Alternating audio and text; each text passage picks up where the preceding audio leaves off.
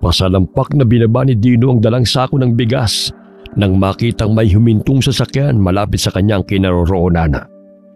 Bihirang may mapadaang sasakyan sa kanilang lugar dahil malayo na yun sa kabahayan at kalsada. Nagkubli si Dino sa talahiban nang biglang bumukas ang pinto ng sasakyan at pilit na pinabababa ng dalawang armadong kalalakihan ang tatlong lalaking nakapiring ang mga mata. Pinaluhod ang mga biktima at tinutukan ng baril ang kanilang mga ulo. Ganun na lamang ang pagmamakaawa ng mga biktima, ngunit hindi man lamang pinakinggan ang kanilang panaghoy. Ilang beses na kayong binigyan ng palugit ni boss, ngunit ang tigas ng mga bungo nyo. Ayan tuloy, buhay nyo ang kapalit sa inyong mga utang. Ilang sandali pa'y sunod-sunod na putok ang pinakawalan ng mga armadong kalalakihan. Ang mga balay bumaon sa katawan ng mga biktima, kung kaya't humandusay ang mga ito sa damuhan. May silencer ang mga baril ng mga armado, kaya't walang nakarinig sa kanilang ginawang pagpatay bukod kay Dino. Napatampal si Dino sa kanyang bibig dahil sa hindi makapaniwala sa nasaksihan. Tila namanhid ang buo niyang katawan dahil sa takot, sakaling makita siya ng mga armadong lalaki at madamay pa sa krimen. Nakatakip ng itim na maskara ang mga mukha ng mga ito, kaya't hindi niya ito nakilala. Maya-maya'y biglang iniluwa ng kotse ang isang tao. Nadagdagan ang pangangatog ng katawan ni Dino nang biglang tumambad sa kanyang mga balintataw ang kakaibang itsura nito. Mabalasik ang mukha. Ang balat nito'y kulubot at lumalaylay. Nakausli rin ang matatalim nitong ngipin na siyang nakadagdag sa nakakatakot nitong anyo.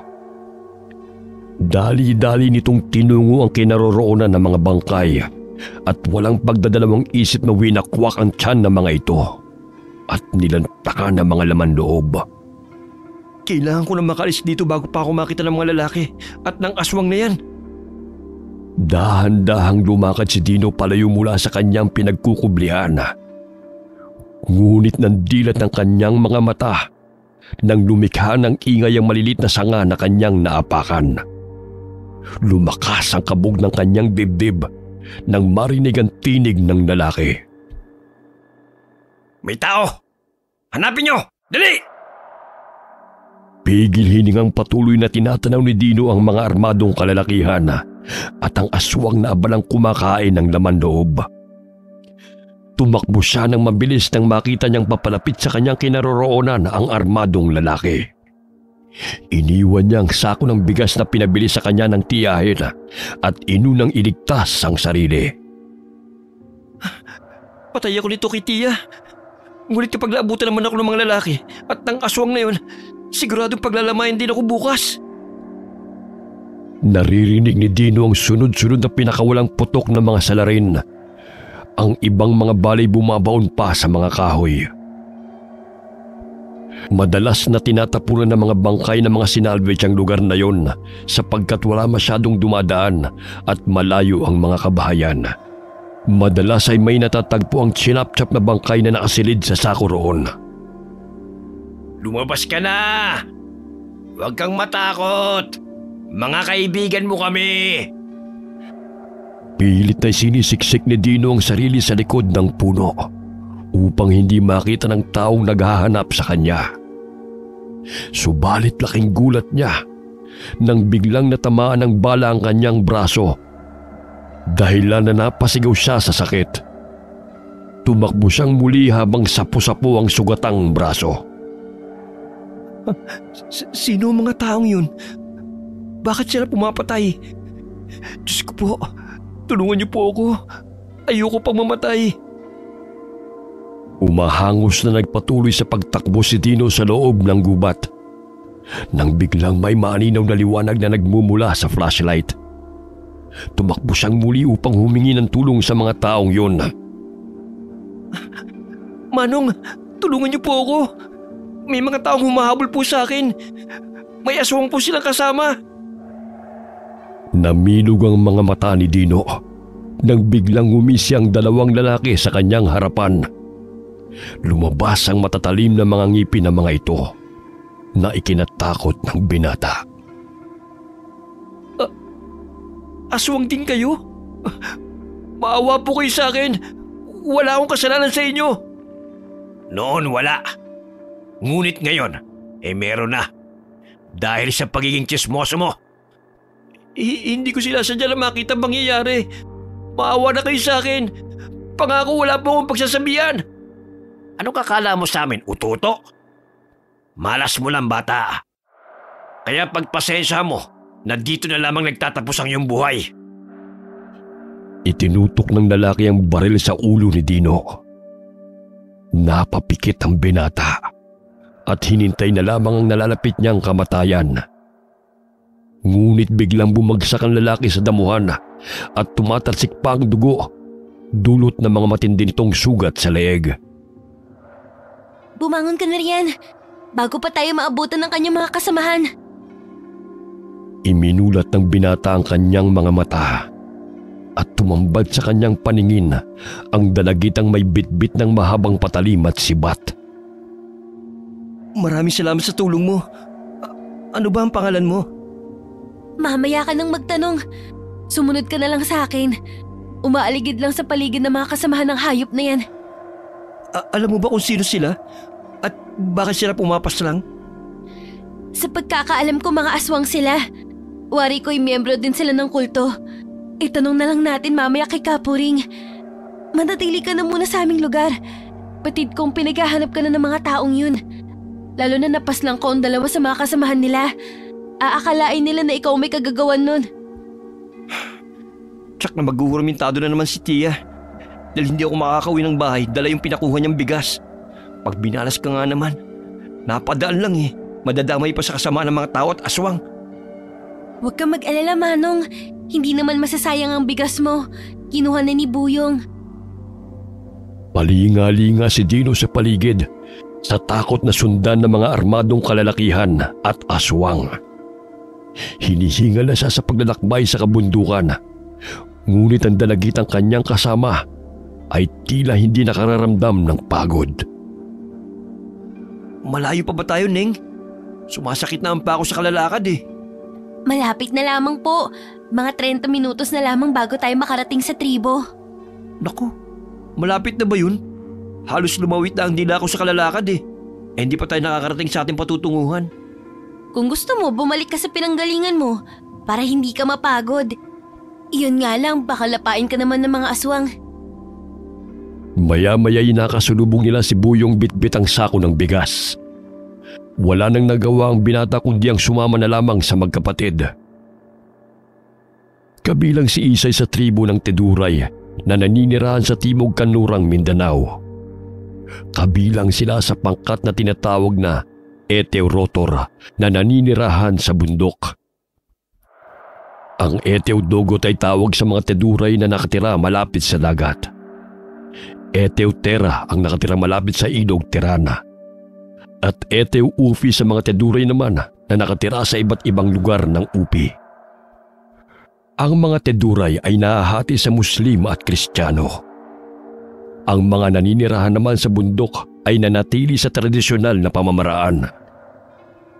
Ang kanilang kabuhayan ay pagsasaka, pangangalap ng produktong kagubatan, pangangaso, paghahabi ng basket at sikat sa kanilang nikhang sining.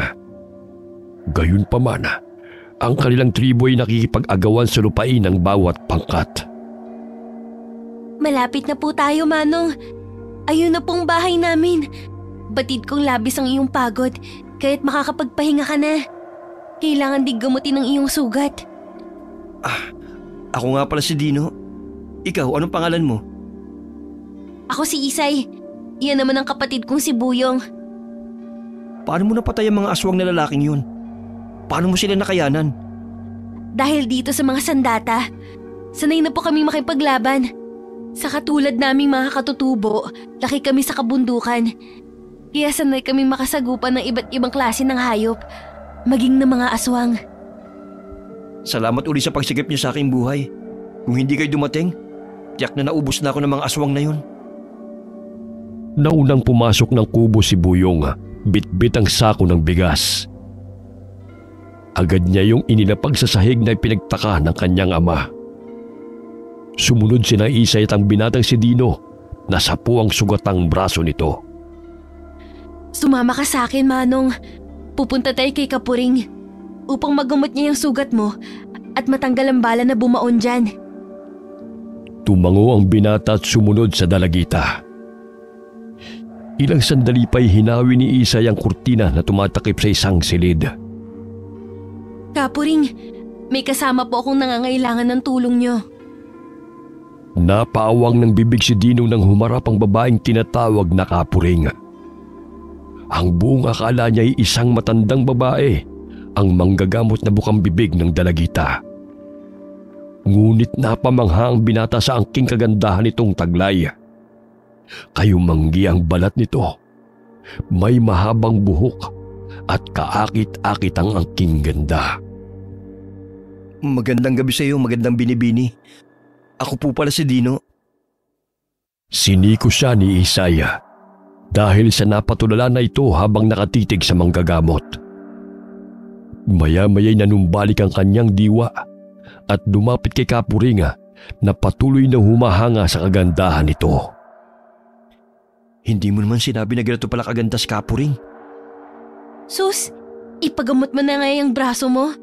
Baka may infection pa yan at ikamatay mo pa.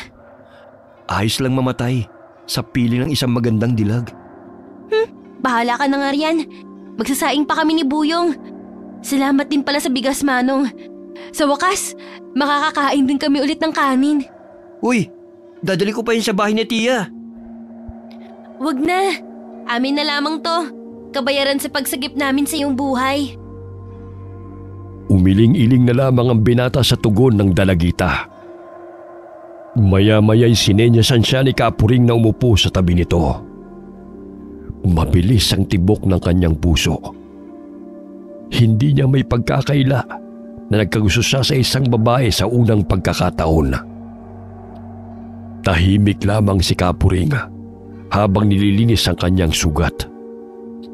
Napatitig ang dalagang manggagamot sa kanya na siyang sanhi ng pamumula ng kanyang pisngi.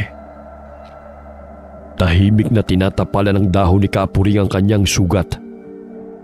Ilang sandali pa ay kumuha ito ng maliit na metal na pang-ipit at marahang dinukot ang balang bumaon sa kanyang braso. Tiisin mo na lamang ang sakit hanggang matanggal ko ang bumaong bala. Pigil hiningang tiniis ni Dino ang kirot. Kinagat niya ang kwelo ng kanyang damit dahil sa sakit na kanyang nararamdaman. Ilang sandali pa ay narinig niya ang tunog ng balang inilagay sa stainless na palanggana. Huminga siya ng malalim at napatingin sa kanyang sugat. Ayan, natanggal ko na, Ginoo. Tinapalan ng dinikdik na halamang gamot upang maghilom ang sugat. Nalalangha pa ng binatang hininga ng dalaga dahil nagkalapit ang kanilang mga mukha. Malakas na napasigaw si Dino ng diina ng manggagamot ang nilalapat niyang halamang gamot sa binata. Aray! Dahan-dahan naman po. Maganda ka naman talaga eh. O siya, maaari ka nang lumabas ng silid. Tapos ko nang gamutin ang sugat mo. Sige, salamat. Gusto mo bang samahan ako sa labas upang makapag-usap tayo? Marami pa akong gagawin. Lumabas ka na. Wala akong panahon makipag-usap lalo na sa walang kwentang bagay. Sige, salamat uli, Kapuring. Lumabas ng silid si Dino. Ngunit bagya siyang napahinto sa labas ng silid at hinawi ang kurtinang nakatakip doon. Sinilip niya kung ano ang ginagawa nito at naaninaw niya na nagdarasal ang dalaga habang nakaharap sa altar. Bahagyang napahinto si Kapuring sa kanyang pananambitan at napalingon sa binata. Ang sabi ko makakalabas ka na. Bakit nariyan ka pa? Naaabala mo lang ang aking pagdarasal. Sabi ko nga alis na ako eh. Sige, paalam sa'yo magandang binibini. Kapuring ang itawag mo sa akin. Hindi yung kung ano-ano. Tumango ang binata at sinunod ang kagustuhan ng dalagang manggagamot. Napapangiti si Isay habang nakatingin sa kinaroroonan ng binata. Luto na ang sinaing. Kumain ka na muna rito. Batid kong nagugutom ka na rin. Hayaan mo na si Kapuring sa kanyang pagdarasal. Wari ko, may gusto ka kay Kapuring. Para malaman mo hindi ka nag-iisa. Kaso nga lang, walang sino man ang nakabihag ng puso ni Kapuring. Bakit hindi mo sinabi sa akin na dalaga pala si Kapuring? Akala ko matanda na kagaya ng mga nakasanayan kong manggagamot. Nasurpresa ka, no? Nakatatanda naming kapatid si Kapuring. Siya ang nagmana na kakayahang taglay ni Apo Diway na aming lola. Kaya siya ang pinakamalakas at maalam na manggagamot dito sa aming tribo. Ngayon lamang ako nakatagpo ng manggagamot na kasing ganda niya. Kumain ka na. Gutom lang po yan. Huwag mo nang pangarapin na magugustuhan ka ni Kapuring. Ilang araw na natili si Dino sa tribo na pinamumunuan ni Kapuring. Napag-alaman niya sa magkakapatid na ang aswang at ang mga kalalakyang gustong pumatay sa kanya ay ang mga tinatawag na mangalok na aswang. Madalas ang uri nito ay kumakain ng mga bangkay sa mga sementeryo. Bagamat ang kanilang nakasagupa ay ang mga mangalok na aswang na nanggaling sa grupo ng kulto. Isa sa katutubo na madalas na napapagawi sa bayan ang nagsabi, nakasapi ng mga ngalok na aswang ang siyang namumuno sa nalaman nitong pasugalan. Nagpapahiram umano mga ito ng malaking halaga ng salapi sa mga taong lulong sa bisyo. Kung hindi makakabayad sa kanilang itinakdang araw, ay buhay umano ng mga ito ang kapalit. Marami na sa mga teduray ang namumuhay sa modernong paraan. Ngunit ang mga katulad ni Kapuring na naninirahan sa kabundukan ay patuloy na namumuhay sa tradisyonal na paraan. Naniniwala sila sa animismo, isang paniniwala sa espiritu at Diyos ng kalikasan. Ito ay isang paniniwala na nagsasabing merong puwersang hindi materyal na nagpapakilos sa kapaligiran. Sinasabi rin dito na may kanya-kanya o may angking kaluluwa ang mga bagay. Bukod dito, isa itong paniniwala sa kapangyarihan at lakas ng kaluluwa. Sa araw ng Biyernes at Martes ay malakas ang kapangyarihan ng manggagamot. Isinasagawa niya ang pagdarasal sa tahimik na lugar, kung saan siya humihingi ng proteksyon at gabay sa mga espiritu ng kalikasan.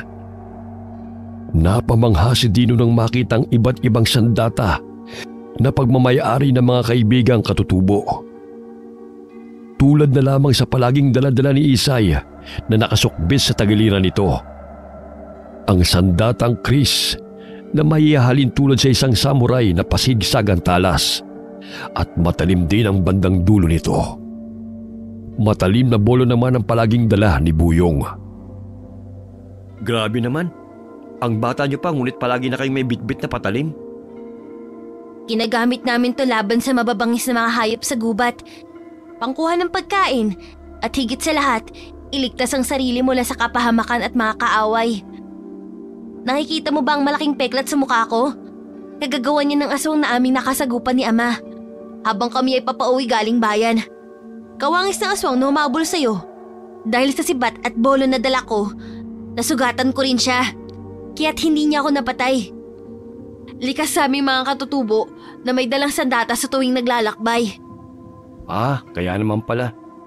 Nakakatakot naman kasi dito sa gubat eh. Kahit saan ka lumingon, parang bigla na lamang may susulpot na kalaban. Payapa ba sa lugar niyo, Manong? Hindi rin. Umaga pa lamang maririnig mo ng talak ng tiya ko. Kaya mas gugustuhin ko manatili na muna rito. Kahit papano nakakatulog ako na maayos. Inampun si Dino ng kanyang tiyahin nung siya'y 6 na taong gulang pa lamang. Sapagkat hindi na sila kayang buhay ng kanilang mga magulang dahil sa kahirapan ng buhay. 9 silang magkakapatid at 5 siya. Sakitin si Dino kaya't kinuha siya ng tiyahin upang maipagamot. Nang gumaling ay pinag-aral siya nito. Ngunit ang kapalit naman ay ang pagsisilbi niya na wari isang katulong kontratuhin, hindi isang kapamilya. Nahaninaw ng binata na maagang nagising si Isay at naghahanda ng mga halamang gamot sa basket. Saan ka pupunta? Hindi pa nga lubusang sumisikat ang araw oh. Sasama ako kay Kapuring sa kabilang baryo upang manggamot. Ah, talaga ba? Maaari bang sumama? Malayo yun kaysa sa nilakad natin. Baka di mo kakayanin. Abay, kaya ko yun. Naku, sanay ako sa lakaran. O sige, dalhin mo na tong basket. At may kukunin pa akong ibang sangkap. Ilang araw nang namamalagi si Dino sa tribo. Ngunit hindi pa rin niya nakakausap ng masinsinan si Kapuring. Batid niyang tinamaan siya sa dalaga. Ngunit hindi niya kayang ipagtapat ang kanyang damdamin. Napatulala siya nang mapansin na lumabas ng dampa si Kapuring. Sa dinami-dami ng mga kababaihang kanyang nakilala, ay sa katutubong dalaga pa siya umibig. Manong, tila lumuha na yung mga mata mo sa katititig kay Kapuring. Abay ko nakatutunaw lamang ang titig. Tiyak natunaw na yung kapatid ko. Ah, ano bang dadali natin, Buyong? Hindi ko lamang lubos maiisip na ganyan kaganda ang manggagamot ninyo dito sa bundok. Umiibig ka na ba kay Kapuring? Ilang araw ka pa lamang dito sa aming tribo ah. Ha? Humahanga lamang ako sa kanya. At saka, wala namang masama ron ah. Nagsimulang maglakbay sina Kapuring at ang dalawang kapatid kasama ang binatang si Dino. Sanay ang mga ito sa lakaran ng nakayapak na hindi man lamang nakaramdam ng hapdi sa kanilang mga talampakan. Napapangiti si Kapuring dahil batid niyang nanibago ang binata sa paglalakbay sa masikot na kabundukan. Nakasuot ito ng tsinelas, ngunit siya pa itong nahihirapan. Ayos ka lang ba, Ginoo? Tila napapagod ka na. Sige, magpahinga na muna tayo at kumain na rin. Ayos lang naman ako, magandang binibini. Nanibago lang ako sa lugar na ating nilalakbay. Matarik at masikot ang daan eh. Tila nahirapan ka na sa suot mong tsinelas. Hubarin mo kaya yan sa gayon ay makalakad ka ng maayos. Hayaan mo siya, Isay, kung saan siya komportable. Itutulad mo pa siya sa atin na puro kalyo na itong ating mga talampakan. Ah, susubukan ko. Pasensya na kayo ha. Sanay lamang ako sa mga gawaing bahay, sa babuyan at saka pagsasaka. Ngunit hindi sa malayong paglalakbay katulad nito. Batid ni Dino na malayo na ang lugar na kanyang pinaroroonan mula sa baryo na kanilang tinitirhan. Dahil sa kanyang pagtaka sa mga armadong kalalakihan, ay napadpad siya sa kabundukan. Bagamat ang pangyayaring yun ay nagdulot sa kanya ng positibong pananaw. Dahil napalayo siya sa mga taong sanhi ng kanyang paghihirap. Mahirap man ang pamumuhay sa kabundukan, ngunit nagkaroon siya ng kapanatagan at kaginhawaan dahil sa taus-pusong pagtanggap sa kanya ng mga katutubo. Wala siyang naririnig na bulyaw sa tuwing gigising siya sa umaga, sakaling hindi nagagawa kaagad ang ipinag-uutos sa kanya. Bagamat mapanganib man ang kabundukan, dahil sa mababangis na hayop at aswang na maaaring makasagupa, mas pinili niyang manatili roon kasama ang mga estrangherong ginagalang ang kanyang pagkatao. Malapit na tayo, Manong. Nakikita mo ba ang mga kubong yun? Doon tayo paroroon. Kaunting tiis na lamang po. Huwag kang mag-alala. Kaya ko pa naman maglakad eh. Hindi pa naman ako nalulumpo. Natawa si Dino sa kanyang sinabi. Hindi niya lubos maisip na mahigit 2 oras yung nilalakbay na magkakapatid upang makapanggamot lamang sa mga kapwa katutubo. 2 beses sa isang linggo. Maraming kabataan ang sumalubong sa kanila. Napansin niya ang isang dalagita. Sa hinuha niya ay nasa 14 hanggang 16 na taong gulang pa lamang ito. May bitbit na 2 taong gulang na bata at nagdadalang tao. Ang babata pa nilang nakapag-asawa? Kung nag-iibigan naman at nagkasunduan ng 2 partido, wala namang pong problema. Sana ganun lamang kadali ang buhay. Ngunit kinakailangan pa nilang makapag-aral. Sa mga katulad po namin na malayo sa paaralan, tumatanda na lamang po na hindi nakapag-aral. Hindi naman imposible mangarap at makapag-aral eh. Sana ganun nga lamang po kadali, Manong. Gusto ko rin pong pumasok sa eskwela. Kaso nga lang ang layo ng paaralan. Natigil ang kanilang pag-uusap nang sinalubong sila ng matandang babae. Humihikbi ito habang humihingi ng tulong na gamutin ang kanyang anak.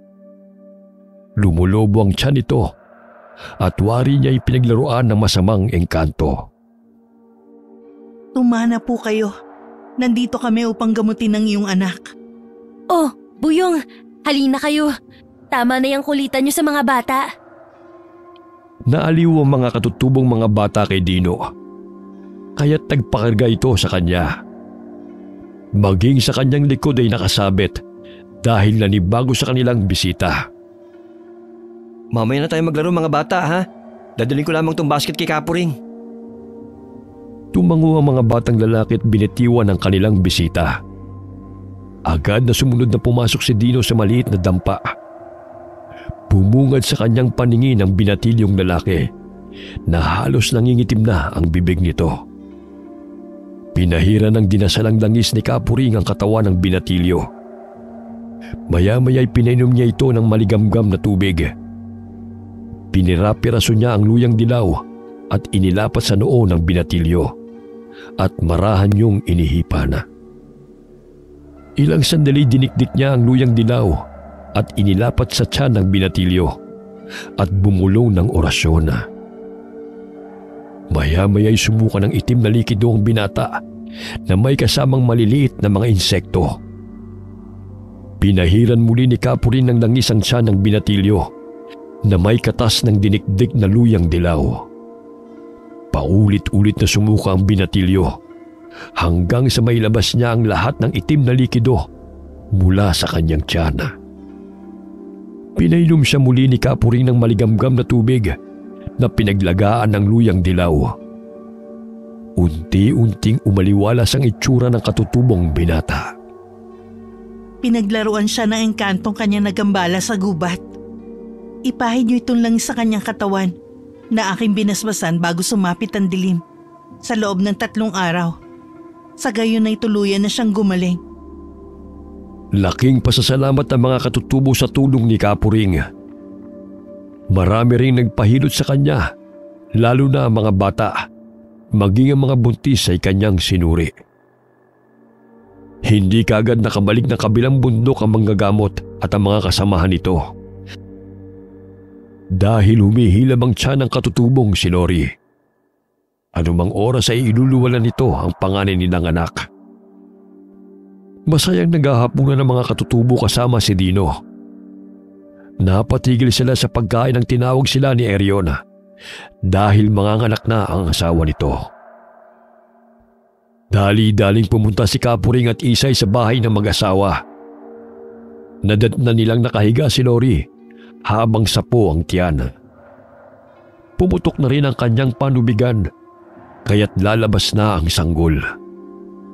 Tinulungan ni Isay ang kapatid sa pagpapanak sa katutubong teduray.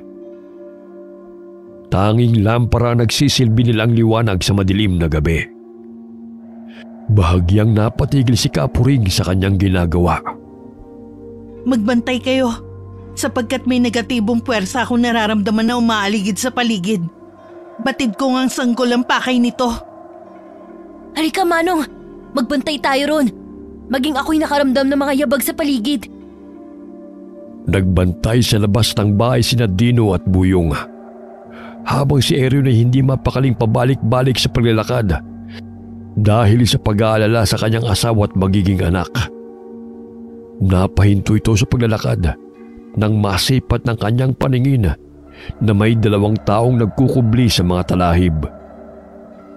Sumenyas ito kina Buyong at Dino, kaya tumingin ang dalawa sa itinuturo nito. Naninaw ni Buyong na nakaupo ang 2 tao habang nagkukubli sa mga talahib. Dahan-dahan nilang tinungo ang kinaroroonan ng mga ito. Naminog ang mga mata ni Buyong nang makumpirmang mga aswang yun. Dahil habang lumalapit siya sa mga ito, ay tumitindi ang mabahong amoy na maihahalin tulad sa dumi ng manok. Sumenya si Buyong sa 2 kasama upang hulihin nila ang mga ito. Ngunit laking gulat niya nang bigla na lamang lumabas mula sa talahibang isang mangalok na aswang at mabangis siya nitong hinablot. Napasigaw si Buyong kaya tumakbo patungo sa kanyang kinaroroonan ng dalawang kasama. Hindi makapaniwala si Dino nang tumambad muli ng malapitan sa kanyang paningin ang mangalok na aswang na kanyang kinatatakutan. Nanumbalik muli ang kanyang takot kaya't naisipan niyang tumakbo. Subalit nang makita niya si Buyong na sinasakal ng mangalok na aswang, ay nanaig ang kanyang kagustuhang tulungan ng kaibigan. Naalala niyang sibat na kanyang hawak, kaya't hinambalos niya yon sa mangalok na aswang. Inambahan niyang tusukin ang aswang. Subalit nang lumingon ito sa kanya ay nagulat siya at bigla siyang natumba. Binitiwan ng mangalok na aswang si Buyong at nabaling ang atensyon nito kay Dino. Lumayo kayo sa akin! Itutusok ko tong sibat hanggang sa bumaon sa kalangala mo. Sige ka! Nanginginig ang kamay habang itinututok ni Dino ang pinatulis na sibat sa aswang. Habol hininga si Buyong dahil sa higpit ng pagkakasakal sa kanya. Napangisip ang mangalok na aswang habang nakatayo sa harapan ng binata. Ibinuka nito ang bunganga at inilabas ang dila. Wari isa yung ahas habang humahaba patungo sa binata. Ngunit biglang namilog ang mga mata ng mangalok na aswang. Unti-unting tumulo ang malapot na dugo mula sa noo nito nang biglang may bumaon na bulod o ang tinatawag na palaso. Bumulagta ito sa damuhan hanggang sa unti-unting binawian ng buhay. Nakatakas ang isang mangalok na aswang. Batid kong asawa at anak ko ang pakay nun. Inalalayan ni Erion na makabangon ang dalawa. Sa ikalawang pagkakataon ay nakaligtas muli si Dino mula sa aswang na sumalakay sa kanila. Matuto ka na makipaglaban, kaibigan. Dito sa kabundukan ay marami kang maiengkwentro. Kahit pag-aralan mong gamitin ang mga sandata. Muntik na naman ako dun. Salamat sa iyo, Erion. Ang lakas na makal ng aswang na to. Mabutit na patay mo siya. Malakas na sinipa-sipa ni Buyong ang napatay nilang mangalok na aswang. Batid nilang marami pa ang mga ito na umaaligid lamang sa kabundukan. Bumalik sila sa kubo. Ngunit napansin nila si Isay na nakikipagpambuno sa isang mangalok na aswang sa labas ng kubo. Dali-dali nilang tinungo ang kubo upang tulungan si Isay. Hawak nito ang patalim habang ang isang kamay naman nito ay may hawak na buntot pagi na siyang hinahampas nito sa kalabang aswang. Sige, lumapit ka pa! Hindi ako magdadalawang isip na patayin ka! Akala mo ba'y makukuha mo ang sanggol? Hindi kita pahihintulutan na makalapit sa kanila! Nagpalinga-linga ang mangalok na aswang nang naramdaman na may papalapit na mga tao sa kanyang likuran. Sa punito ang dumurugong leeg, dulot ng hiwa ng patalim ni Isay. Matuloy nitong tumakbo palayo na sawi sa kanilang ninanais na makuha ang sanggol. Patuloy pa ring inalalayan ni Kapuring si Lori upang mailabas nito ang sanggol sa sinapupunan nito. Nakikita ko na ang ulo ng anak mo. Isang iri pa at may lalabas mo na siya. Ilang sandali pa'y narinig na ang iyak ng sanggol na siyang bumasag sa katahimikan ng gabi. Napangiti si Erion at agad na pumasok ng kubo. Isang lalaking sanggol ang iniluwal ng kanyang asawa. Malusog ang bata, ngunit si Lori ay patuloy na dinudugo. Parami ng parami ang dugong lumalabas sa babae, kaya't nabahala si Kapuring. Isay, maglaga ka ng halamang gamot upang maibsan ang pagdurugo ni Lori. Agad na sinunod ni Isay ang pinag-uutos ng kapatid. Habang si Dino at Buyong ay patuloy na nakabantay sa labas ng kubo, sakaling bumalik muli ang mangalok na aswang. Kumuha ng halamang dawak-dawak si Isay mula sa basket at nilaga niya yon. Ang dahon at bulaklak ng halamang dawak-dawak ay nakatutulong sa pagpapababa ng pagdurugo at sakit ng tiyan. Agad na pinainom ni Isay kay Lori ang tsaang ginawa mula sa halamang gamot. Ilang sandali pa ay unti-unting naging mabuti ang pakiramdam ng ginanga. Naiiyak itong hinawakan ng sanggol. Mabuti na lamang malakas ang loob mo, Lori. Gustong angkinin ng mga aswang ang iyong anak, kaya't nahirapan kang iluwal ito. Binigyan ng dinasalang langis ni Kapuring ang ginanga upang ipahid sa sanggol. Sa gayon ay layuan ito ng masasamang nilalanga. Nakatakas ang isang aswang, ngunit batid kong nasugatan ko siya. Wala talagang kadala-dala ang mga aswang na yun. Marami na silang namamatay, ngunit patuloy pa rin sila ng bibiktima. Kaya't pag-ibayuhin ninyo ang pag-iensayo gamit ang mga sandata. Maging alerto at handaan ng oras, sapagkat hindi natin batid kung kailan sila sasalakay. Nabaling ang tingin nito kay Dino at may iniabot itong patalim sa binata. Yaman din lamang nandito ka sa aming tribo. Kinakailangan mo ang binasbasang sandatang to upang iligtas ang iyong sarili, maging ang iyong mga kasamahan mula sa kapahamakan. Magpaturo ka kay Buyong at Isay kung paano gumamit ng mga sandata. Hindi pwedeng lalampa-lampa ka sa kabundukan. Sige po, Kapuring. Mag-iensayo po ako. Lumaki ang binata na hindi marunong lumaban. Kaya't ganoon na lamang siya kung utus-utusan ng kanyang mga pinsana. Madalas ay nababatukan pa siya ng mga ito at nabubuliawan. Ngunit dahil sa patpati ng kanyang katawan ay hindi na lamang siya nakikipagtalo pa, sapagkat batid niyang kawawa siya kung bubugbugin ang mga ito. Kinabukasan ay nagimbal ang mga katribo nang matagpuan ng walang buhay na mga alok na aswang na napatay ni Erion. Malayo-layo ang mga kabahayan sa kabundukan, kaya't hindi na nakahingi pa ng tulong ang lalaki sa kanila. Hating gabi na rin nung mangyari ang pagsalakay ng mga aswang, kaya't mahimbing na rin natutulog ang mga ito. Agad na inilibing ni Erion ang napatay na mga alok na aswang sa hukay. Marami bang mga aswang dito sa kabundukan? Oo, hindi lang aswang ang kalaban namin. Maging ang mga taong gustong umagaw sa lupaing sinasakahan. Alam mo, Manong, parang nakalimutan na kami ng gobyerno. Siguro dahil sa layo na rin ng aming tirahan. Gusto rin namin makapag-aral kagaya ng iba. Ngunit mailap sa amin ang edukasyon dahil wala ng gurong napapadpad sa aming lugar. Nung merong guro ang napapagawi rito, 2 beses sa isang buwan siya pumapanhik ng bundok. Ngunit isang araw, natagpuan siyang patay sa ilog. Labis ang pagdadalamhati noon ng tribo. Sino pumatay sa kanya? Ayon sa sabi-sabi, marahil natsyempohan siya ng aswang dahil sa wakwak ang laman loob niya. 3 araw na natili sina Kapuring at ang mga kasamahan nito sa kabilang bundok.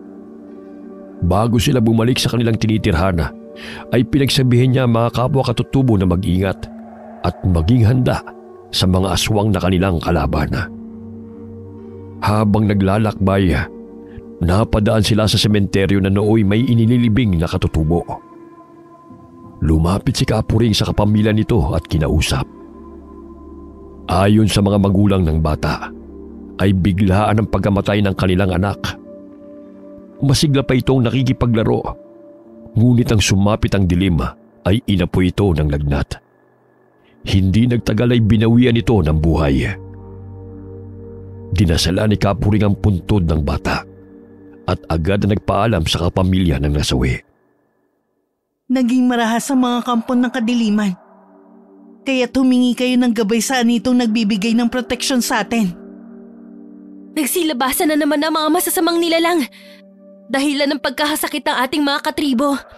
Walang humpay na pagsalakay ng mga aswang na yun sa mga katutubo. Nalalapit na ang kabilugan ng buwan. Kaya't nagsasagawa ang mga ito ng ritual upang mas lalong lumakas ang kanilang kapangyarihan. Kaya siguro sunod-sunod ring patayan ang nababalita sa bayan at natatagpuan sa liblib na daan patungo sa aming baryo. Maging sa bayan ay maraming aswang na nakikihalubilo sa mga tao. Sa gayon ay mapapadali ang kanilang pagdanais na makapambiktima. Ilang araw ang lumipas. Sa tulong ni Isay at Buyong, ay paunti-unting natutunang gamitin ni Dino ang mga sandata. nakasasabay na siya sa mga ito sa tuwing may sasalakay sa kanila na mababangis na hayop. Ang binata na ang nakikipaglaban sa mga baboy ramo sa tuwing nangunguha sila ng pagkain sa loob ng gubat. Muntik na akong malapa ng isang to. Mabuti na lang, maliksi ko siyang natusok ng busog. Masarap sanang ihawin to eh. Kaso hindi naman kayo kumakain nito dahil sa paniniwala nyo. Maalam ka na sa paggamit ng busog, Manong ah. Abay magpakitang gilas ka kay Kapuring. Baka mabuksan mong natutulog yung damdamin. Alam mo, may pagkakomedyante ka rin bata ka. Lay na nga kayo upang mailibing na natin to. Para hindi maging sanhi ng sakit. Ang baboy ramo at ibang hayop sa loob ng gubat ay tinatawag na tabo, na ang ibig sabihin ay sagrado. Dahil sa paniniwala nila sa animismo, kaya't bawal itong patayin. Maliban na lamang kung magdudulot ito ng panganib sa kanilang buhay, kaya maaari nila itong pasalangin. Napapikit si Dino nang may maapakan siyang dumi. Batid niyang hindi yun pagmamayari ng hayop, kundi galing sa tao. Putik, pag minamalas ka nga naman Sa dinami-dami ng maaapakan, ang napakabahong bagay pa na ito. Kaya kayo nagkakasakit dahil kung saan lamang kayo dumudumi na nagiging sanhi ng mikrobyo. Tignan mo kasi ang dinadaanan mo. Matapos nilang maghanap ng pagkain, ay agad silang umuwi sa kanilang tinitirhan. Nag-umpisang maghukay si Dino upang gawin niyang palikuran. Nagpatulong siya sa ibang mga katutubong naroon upang matapos nila ng maaga. Inutusan rin niyang kumuha ng dahon ng nyog ang mga ito upang gawing dingding at bubong. Tanghali na nilang natapos ang palikuran. O ayan, simula ngayon, diyan na kayo magpapasabog sa tuwing nakakaramdam kayo ng tawag ng kalikasan. Anong tawag ng kalikasan? Diyan ba kami magdarasal? Hindi, diyan kayo dudumi, pambihira ka talaga. Sa gayon, hindi napakalat-kalat yung mga ipot nyo. Makakatulong din yan para hindi kayo magkasakit. Namangha si Kapuring sa ideya ng binata. Kaya't maging ang ibang katutubo ay gumawa rin ng palikuran kagaya ng isinagawa ng binata. Sa paraang yun ay naging madalang ang pagkakasakit ng mga katutubo, lalo na ng mga bata. Maging sa pagsusulat at pagbabasa ay mistulang naging guro nila si Dino. Kaya't napalapit ang loob ng mga katutubo sa kanya. Lumabas ng bahay si Kapuring habang kinukwentuhan ni Dino ang mga batang katutubo tungkol sa paaralan na kanyang pinasukan. Gamit ang maliit na kahoy ay sinusulat niya ang mga letra sa lupa upang turuan ng mga bata sa pagsusulat. Kahit papano'y may matutunan sila dahil sa ipinagkait sa kanila ang karapatang makapag-aral. Maraming salamat sa iyo, Ginoo. Maraming natutunan ng mga bata sa iyo. Naging isa kang mabuting modelo sa kanila. Ako nga po dapat na magpasalamat Dahil sa inyo, naranasan ko mamuhay ng payapa. Salat man sa pera o material na bagay, ngunit busog naman po sa pagmamahal. Naging masaya po ako sa bawat araw na pananatili ko po rito. Sa di kalayuan, ay tanaw nilang dalawa si Buyong na humahango sa pagtakbo patungo sa kanilang kinaroroonan. Kapuring, hinukay po ang puntod sa sementeryo. Natagpuan pong nagkandalasog-lasog ang bangkay ng batang biktima na ating nadaanan noong isang linggo. Marami pa talagang natitirang mga aswang sa kabundukan. Nasaan na ang bahagi ng katawan ng bangkay? Inilibing na lamang muli ng kanyang mga magulang. Nadagdagan ang paghihinagpis ng mga magulang ng bata nang madatna ng kalunos-lunos na sinapit ng bangkay ng kanilang anak. Animoy na simot na ang laman loob at tanging kalansay na nagkalat sa paligid ang natira sa hinukay na puntod. Sumama si Dino kay Buyong patungo sa bayan upang magbenta ng basket na ginawa ng mga katutubong teduray. Napahinto sila sa paglalakad nang maninaw na may dalawang ahas na naglalaban sa daan.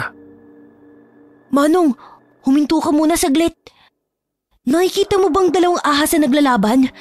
Ayon sa kwento ng nakatatanda, may dalang matsyang batong isa sa dalawang ahas na yan na inihagis at pagmamayari ng engkantada. Kung sinong magwawagi, siya ang magtatangan ng mutya. Maaari nating makuha rin yun. Nagkubli sila sa puno at minasda ng 2 ahas na naglalaban. Ilang sandali na aninaw nila na nakagat ng isang ahas ang kalaban nito sa leeg, kung kaya't umalis ito at gumapang patungo sa kahoy na malapit sa kanila. Naaninaw nilang kinagat ng natalong ahas ang balat ng puno. Ang tawag sa parang yon sa libro ng mga babaylan o manggagamot ay atramis ng ahas, kung sa pangkaraniwang tawag lamang ay poot ng ahas. Ang punong kahoy na kinagat ng natalong ahas ay maaaring kunin sapagkat maraming benepisyo ito sa panggagamot. Matapos na kinagat ng natalong ahas ang puno, ay umalis din ito kaagad. Gumapang ito patungo sa damuhan. Pinagmasdang mabuti ni Dino ang nagwaging ahas. Naaninaw ng binata na nasa bunganga nito ang pulang mutyang bato.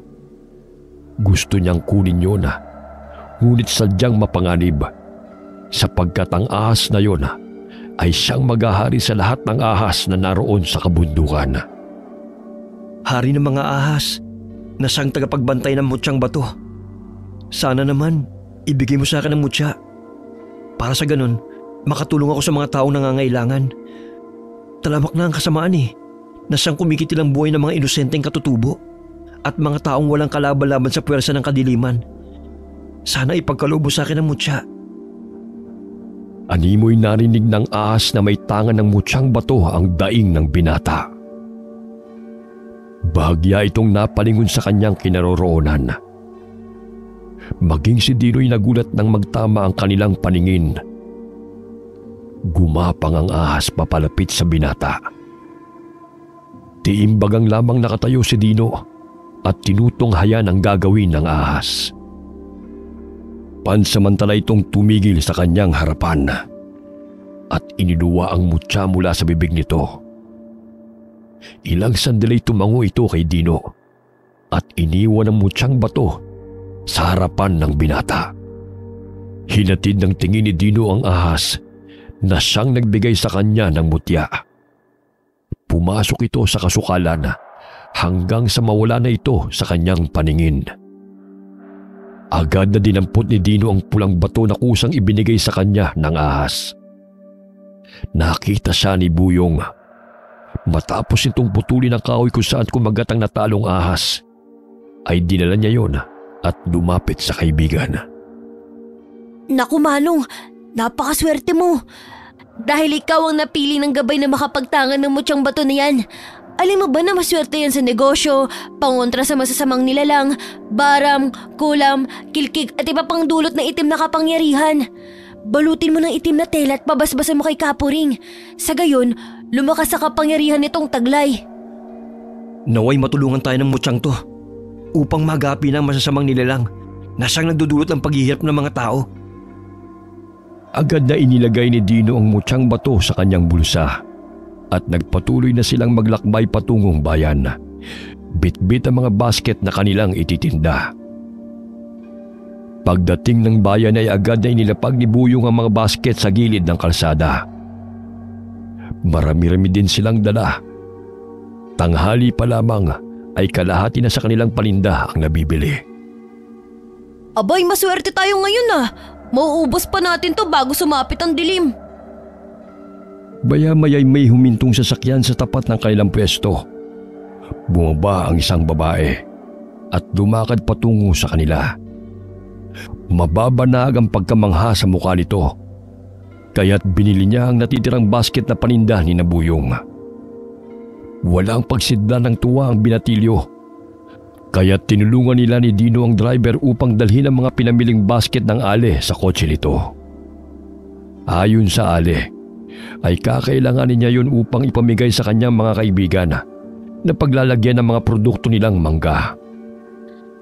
Matibay po ang basket na gawa namin. Maraming salamat po ma'am sa pagpakyaw sa aming paninda.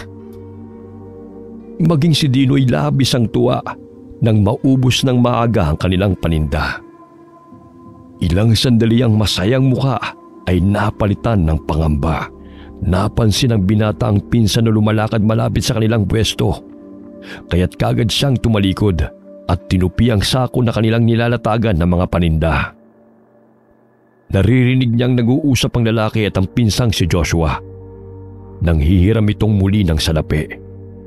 Hindi na niya natapos na pakinggan ang pag-uusap ng mga kalalakihan sapagkat bumuhos ang ulan. Paglingon niya ay umalis na ang pinsan at ang kausap nitong lalaki. Kaya pala sa tuwing mainit ang ulo ng gunggong na yun ay natatalo sa pustahan. Tapos sa akin pa ibubunto ng galit. Pailing-iling na tugon ng binata sa sarili. Ilang sandali hinikayat siya ni Buyong upang bumili ng pagkain na dadali nila pabalik ng bundok. Bibili rin tayo ng sabon. Ilang linggo na akong nakatira sa kabundukan. Tanging buhos lamang ng tubig ang ginagawa ko. Makakatulong ang sabon ipanghugas sa mga sugat para makaiwas din sa anumang sakit na makukuha sa mga mikrobyo at bakterya. Bumili rin ng sardinas si Dino. Ilang sandali ay narinig niya ang boses ng tiyahin kaya't agad niyang inakay si Buyong palabas ng palengke. Oh, ba't ka nagmamadali? Ayos na tong sardinas at sabon. Narinig ko kasi yung boses ng demonyita kong tiyahin. Tiyak patay ako pag nakita ako nun. Umuwi ang magkaibigan sa bundok. Nasanay na rin si Dino sa mahabang lakaran. Ngunit sa pagkakataong yun ay hindi siya nakaramdam ng pagod. Tila nakalaklak siya ng 10 tasang kape dahil gising na gising ang kanyang diwa. Pagdating nila ng kubo ay agad niyang ipinakita kay Kapuring ang mutyang bato na ibinigay ng ahas sa kanya.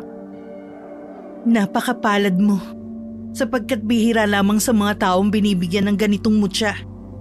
Gamitin mo to sa kabutihan. Huwag abusuin ng kapangyarihan nitong taglay. Sa gayon ay gabayan ka ng engkantadong gabay. Agad na pinatakan ng langis ni Kapuring ang mutyang bato at binalot ng itim na tela bago ibinigay sa binata. Itago mo to.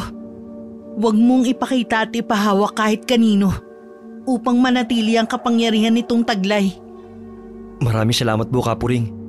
Makakaasa po kayong gagamitin ko ang mutyang ito sa kabutihan. Napalingon ang binata nang may pumasok sa silid ni Kapuring. Bit-bit ni Isay ang lata ng sardinas. Manong, bakit wala pong ulong isda sa loob ng lata? Saan yun napunta? Wala naman talagang ulong sardinas Maaari na yung kainin. Ganun ba? Akala ko kasi nagkamali lamang naglagay nito dito. Paano kaya nila nailagay sa loob ng latang mga isda?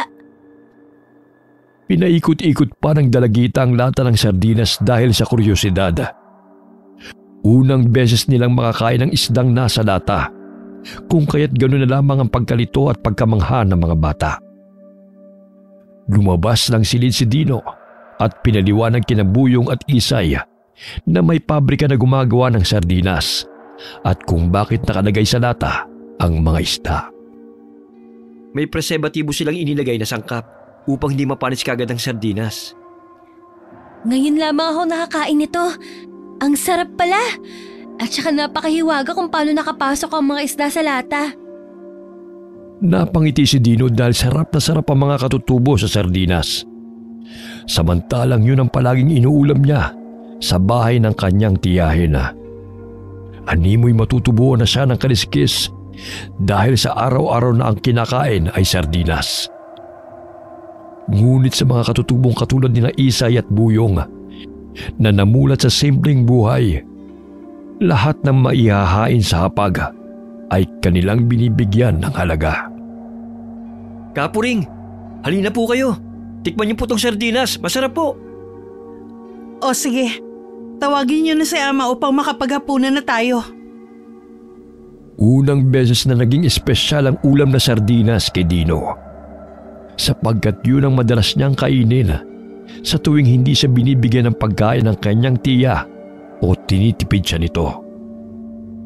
Gaya ng kasabihan, anumang inihahain sa hapag ay nagiging espesyal kung kasama ang buong pamilyang nagsasalo-salo sa pagkain na puno ng pagmamahalan.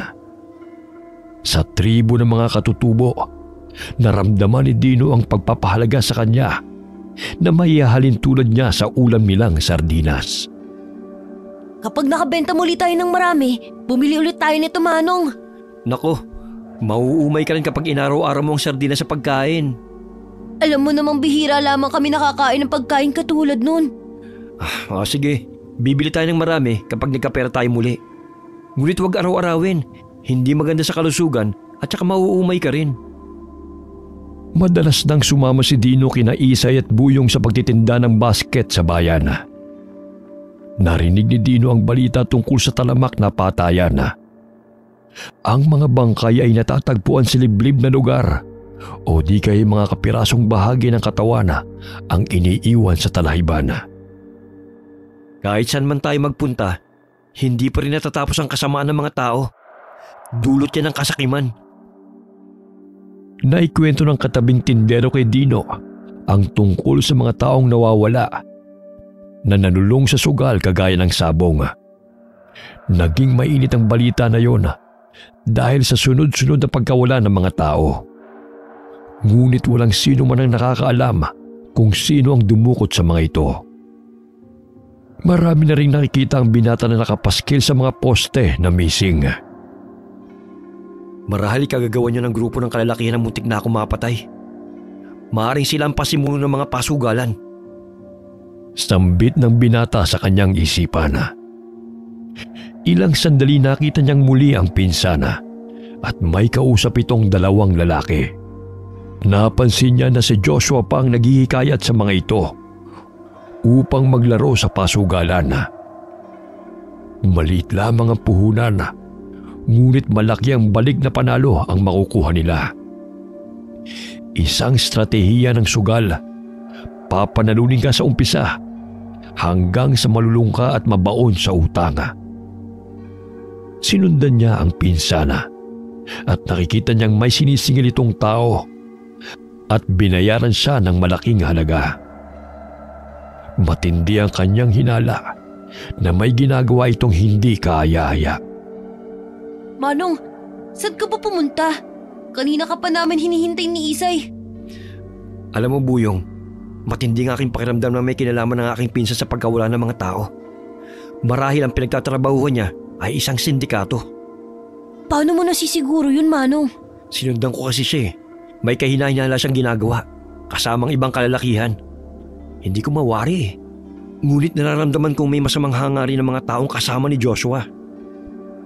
Habang naglalakad pa uwi, ay napansin ni Dino na may itim na sasakyan na huminto sa bandang talahibana. Inabot sila ng dilim, kaya't hindi sila napansin ng mga taong sakay ng kotse. Nagtago sila sa mayayabong na damuhan upang sipatin kung anong gagawin ng mga tao roon. Bumungad sa kanilang paningin ang mga taong nakasuot ng itim na bumaba ng sasakyan. Kinanadkad ng mga ito ang tatlong kalalakihan na nakatakip ng telang itim ang mga ulo. Kaya pala madalas kong nakikita may dugo sa mga damo. Akala ko ipagmamayari ng mga hayop sanhin ng pangangaso. Sinundan nila ang mga kalalakihan. Nagulat sina Buyong at Isay sapagkat may sikretong kuweba roon na tinatabunan ng mga baging at mga talahib. May maliit na lagusan. Sa tinagal-tagal nilang naninirahan doon ay hindi nila ito napuntahan. Naku, may lagusan pala riyan? Ngayon ko lamang nalaman ah. Ako rin eh.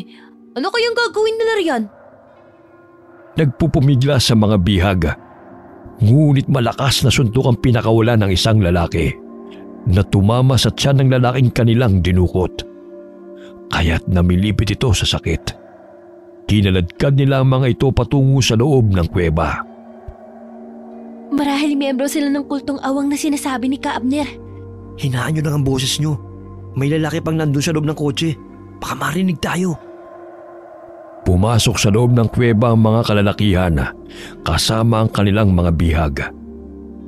Kaya't dahan-dahang lumapit ang tatlo sa itim na van at marahang binuksan yun ni Dino. Ngunit laking gulat niya nang magtama ang kanilang mga mata ng driver. Joshua? Anong ginagawa mo rito? Bahagyang napatras si Dino nang biglang nagbago ang anyo ng pinsang si Joshua.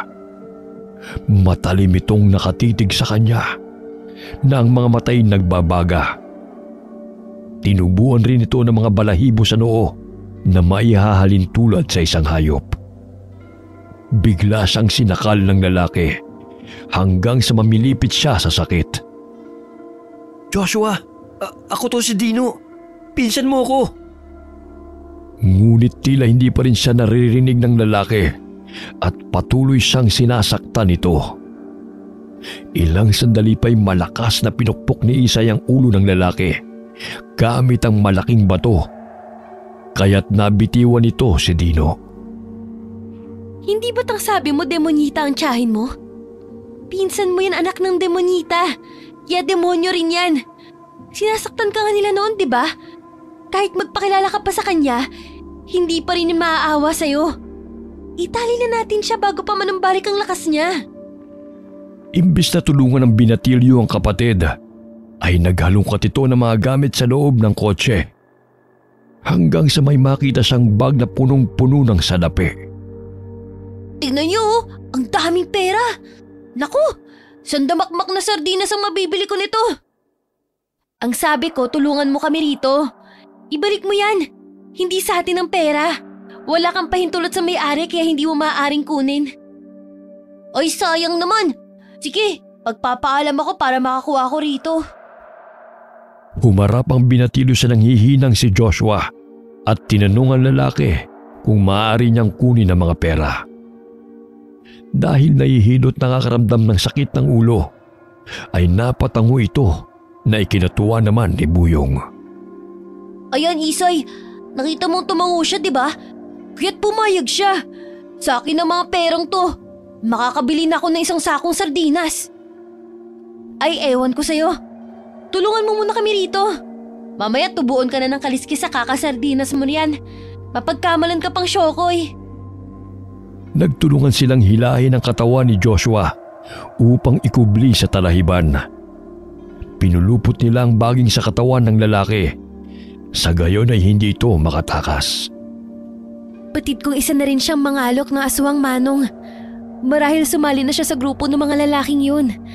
Ang pagiging aswang may ipapasa sa pamamagitan ng laway at ritual. Isa silang kulto ng mga aswang sa pagkakaalam ko. Nagsasagawa sila ng alay upang mapalakas ang kanilang kapangyarihan. Ang dugo ng kanilang mga biktima, inaalay nila sa Diablo na siyang nagbibigay sa kanila ng kapangyarihan bago nila lantakan ng mga lamang loob. Hindi ako makapaniwala na sumapi si Joshua sa kanila. Kaya pala may natatagpo ang patay na baboy sa baboy ni Tia. Ako palagi napapagalitan. Siya pala may kagagawan nun. Hari na kayo. Tignan natin kung anong ginagawa nila sa loob ng kuweba. Gamit ang patalimay binutasan ni Dino ang mga gulong ng kotse.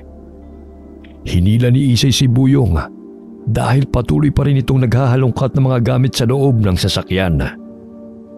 Ano ka ba, Buyong? Tigilan mo na nga yan. Hindi pa ba sapat ang perang nakuha mo? Baka marami pa dyan eh. Sayang naman. Pakamot ulong usal ng binatilyo sa kapatid.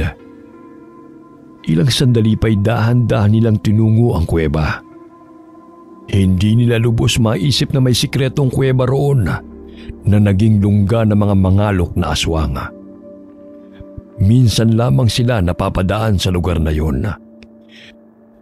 Tanging ang liwanag na nagmumula sa ginawang siga ang nagsisilbing ilaw sa loob ng kuweba.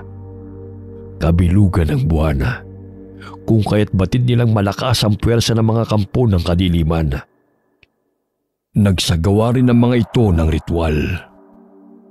Pinahiga nila ang mga bihag sa sahig. Naaanino nilang kumuha ng kutsilyo ang isang lalaki at hiniwa ang leeg ng bihag nito.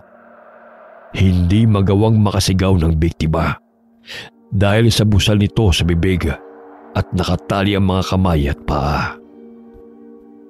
Lumuluhod ang mga kampo ng kadiliman habang nakaharap sa ribultong may sungay at nagbabaga ang mga mata.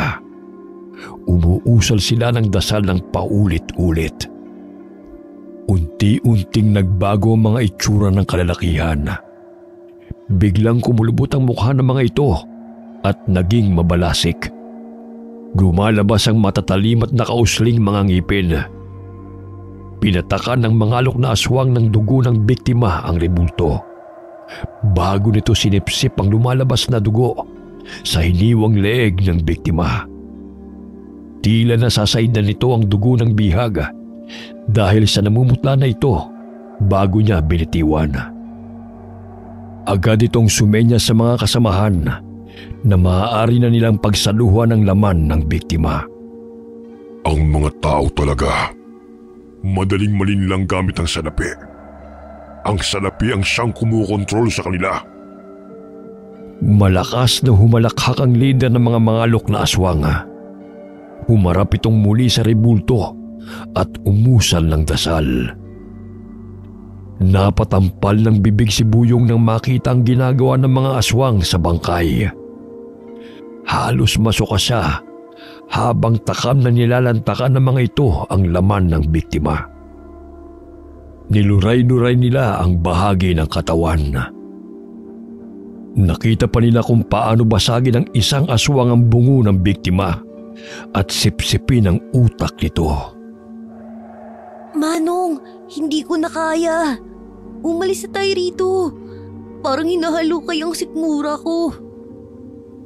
Lalabas na sana siya, ngunit bigla siyang nadulas mula sa kanyang kinatatayuan nang maapakan ng bato. Kaya't lumikha ng ingay ang mga batong nagsilaglagan na kanyang nasandalan. Napahinto sa pagkain ng mga aswang at nabaling ang atensyon ng mga ito sa pinagmulan ng ingay. May mga tao. Hulihin sila at dalhin dito. Nakita sila ng lider ng mga aswang, kaya't inutusan nito ang mga kasamahan. Dahil nagsiksikan sa maliit na lagusan, ay nataranta silang tatlo.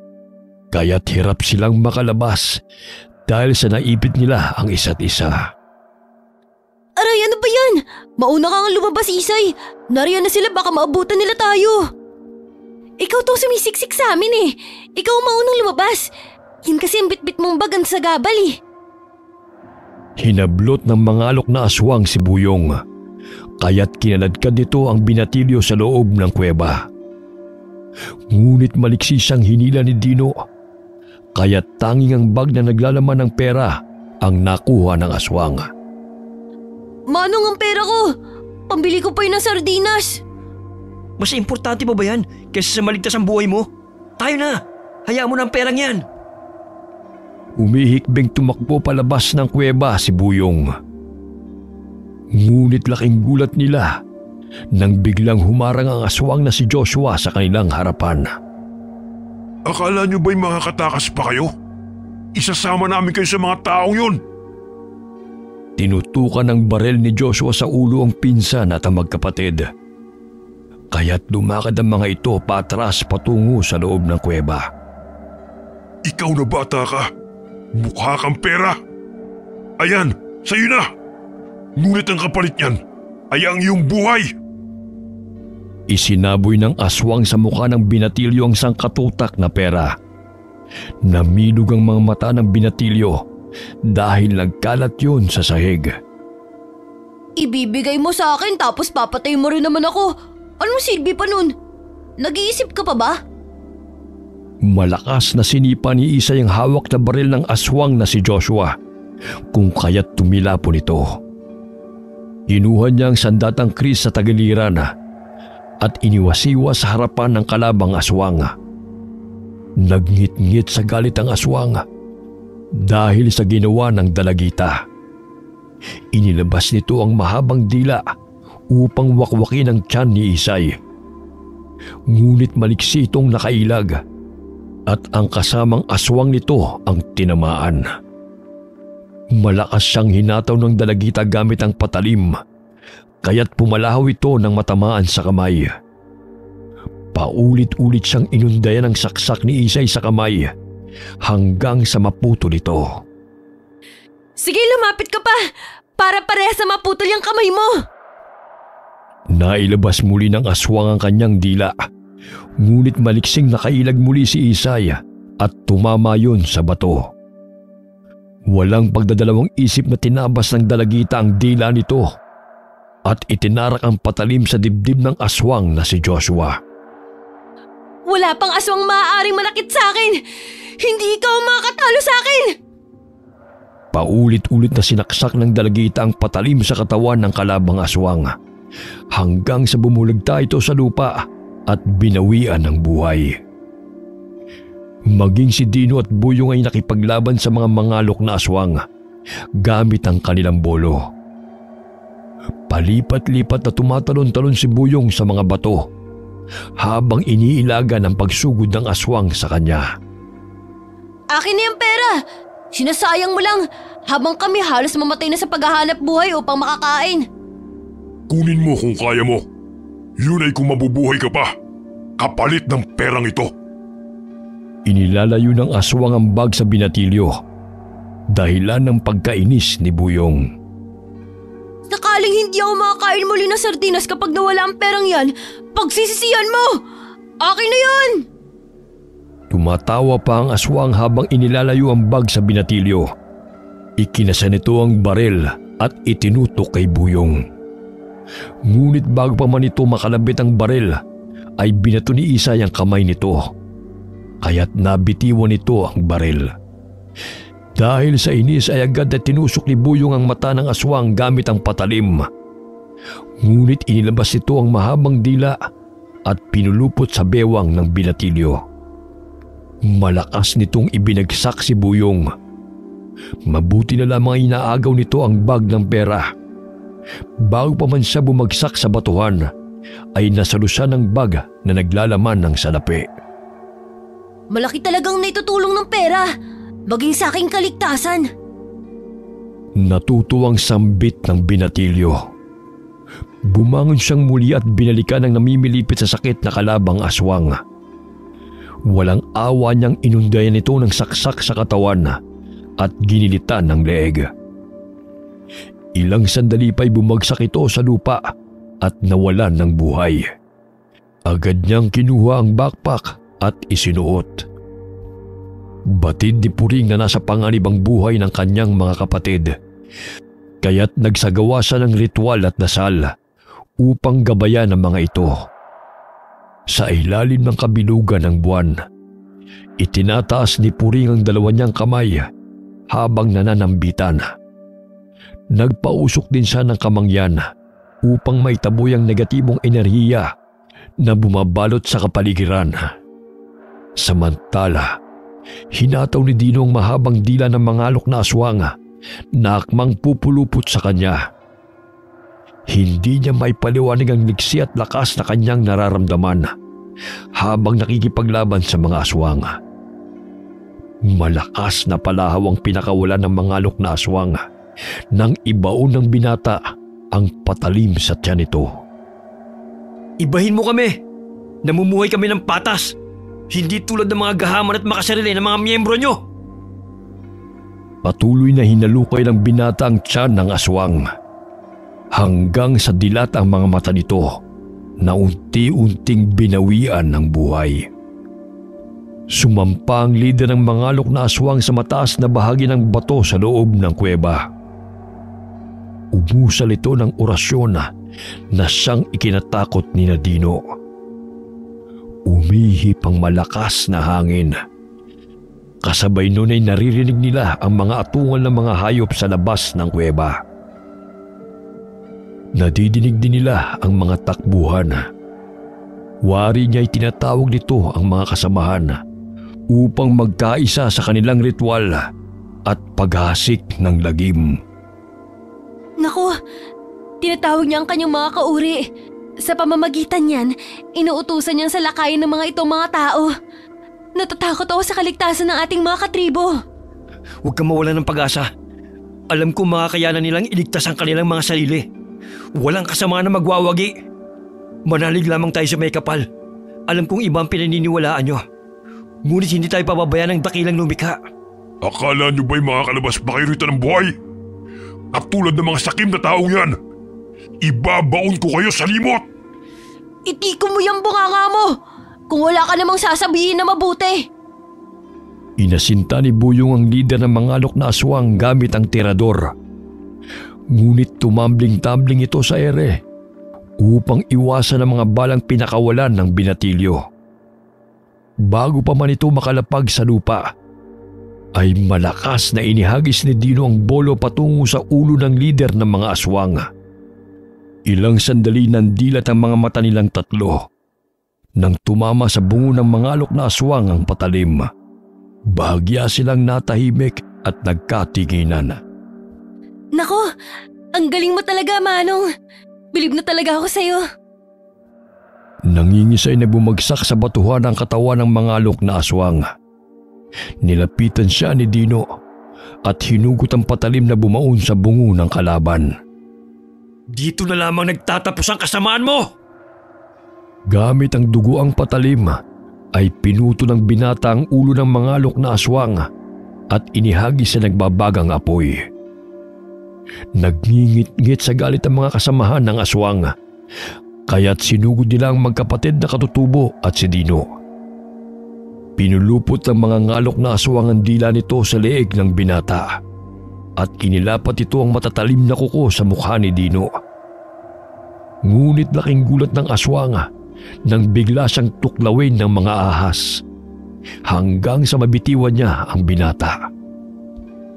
Tinatanggal niya ang mga ahas na kumakagat sa kanya at inihagis.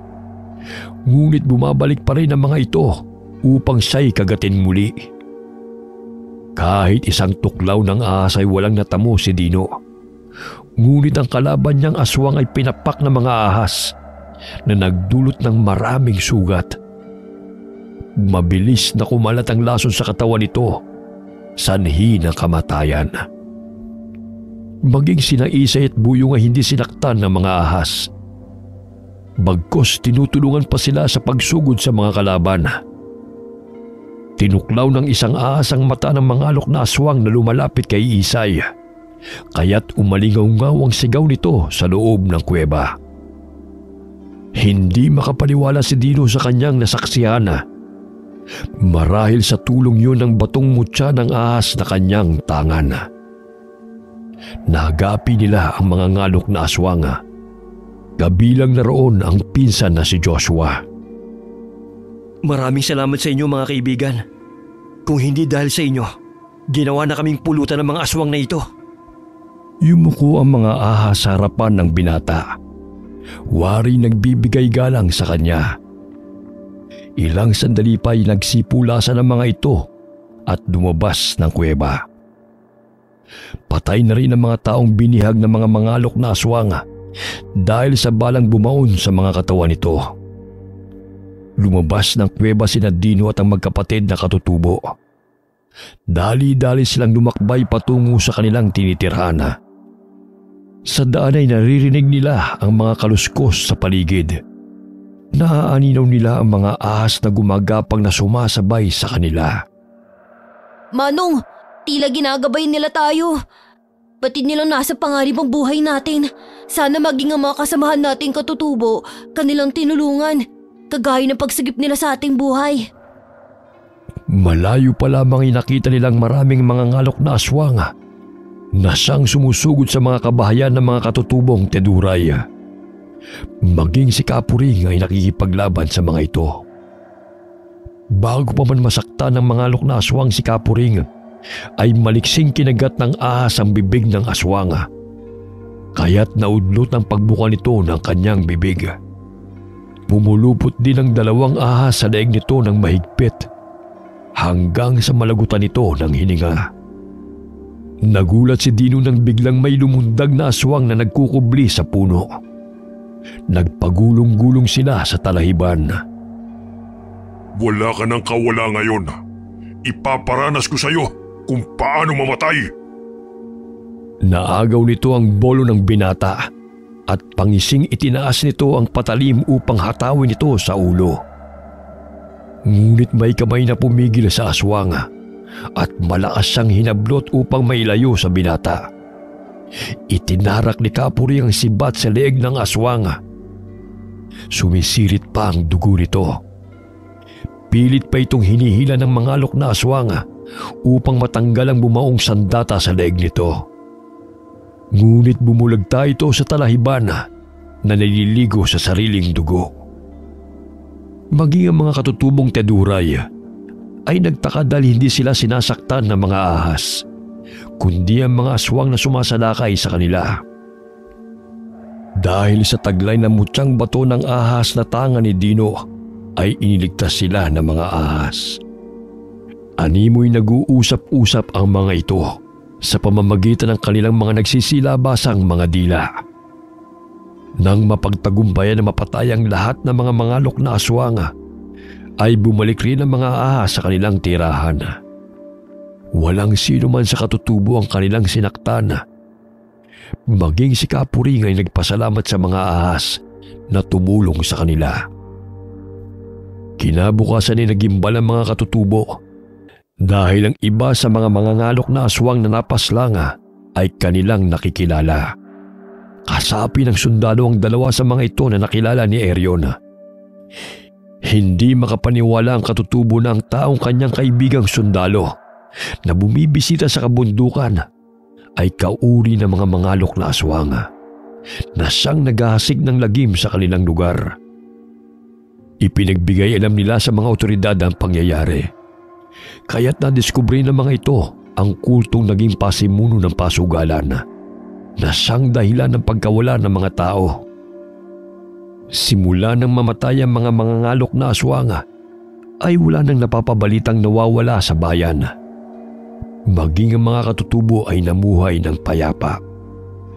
Si Dino'y napasama sa missing na nakita niyang nakapaskel sa poste. Napalingon lamang siya dahil hindi niya sukat akalain na may maghahanap pa sa kanya, sapagkat ni isa sa kanyang pamilya ay hindi man lamang siya kinumusta kung maayos ba ang kanyang kalagayan habang nagtatrabaho sa babuyan ng tiyahin. Nagpaparamdam lamang ang kanyang mga kapatid kung manghihingi ng pera. Umuwi siya sa kanilang baryo upang magpakita sa kanyang mga magulang at mga kapatid. Labis ang tuwa ng mga ito nang makita siyang buhay at hindi napasama sa mga taong natagpo ang luray-luray ang katawan sa talahiban. Ngunit napagpasya ni Dino na manatiling manirahan kasama ang mga katutubong teduray, sapagkat doon niya naranasan ang payapa at masayang buhay. Humahango si Buyong habang karga-karga ang isang karton ng sardinas sa kanyang likod. Magpahinga muna tayo. Pagod na ako. Ang bigat din pala nito. Ginusto mo yan, di ba? Kaya kayanin mo. Para makakain ka ng pinapangarap mong sardinas, di ba? Kaya pa ba, Buyong? Meron pa rito. Mauumay ka rin sa pagkain ng sardinas hanggang sabihin mong, "Tama na! Ayoko na!" Nagsimula na silang maglakbay patungong tuktok ng bundok, sapagkat naghihintay na sa kanila ang mga kasamahang katutubo. Sabik na matikmang muli ang delata na dala ni Buyong. Maging si Erion ay dumayo pa sa kanilang baryo upang ibalita ang nangyari sa kanila. Nakasalubong niya sila Dino kaya't tinulungan na lamang niya si Buyong sa pagbubuhat ng mga delata gamit ang perang nakuha niya sa mga mangalok na aswang. Sa pagkakataong ito, may mga bagay tayo na ipinagwawalang bahala, ngunit sa iba ay napakahalaga. Matuto tayong magpahalaga kahit sa simpleng bagay. Madalas tayong nagrereklamo, ngunit hindi natin naiisip na may mga tao pa palang higit ang pinagdadaanan kaysa sa atin. Niwala pa nga sa kalahati ng kanilang paghihirap. Naway matuto tayong makontento. Magpasalamat kung anong meron tayo, sapagkat ang labis na paghahangad ng salapi o anumang bagay ay nakakasama, lalo na kung nanloloko na tayo ng kapwa. Wakas.